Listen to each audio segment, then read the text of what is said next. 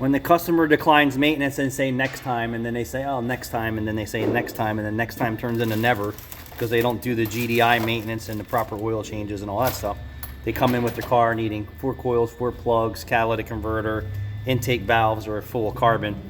So we have 3. See if I can't get this valve to show some smoke for you. So Caleb's gonna bump it and see if she puffs smoke out of this valve.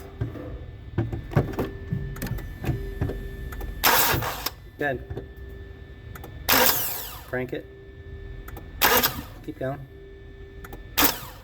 Keep going. I just want to see if it'll puff smoke. Go ahead. Go ahead, do it again. Nah, it won't do it this time. Maybe because I have some carbon off in there.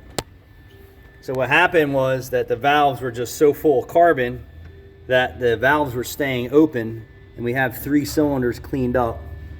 And now we're on to the 3rd cylinder here that I'm working on. But when we were bumping the motor around, exhaust smoke was coming up on the compression stroke through the intake valves.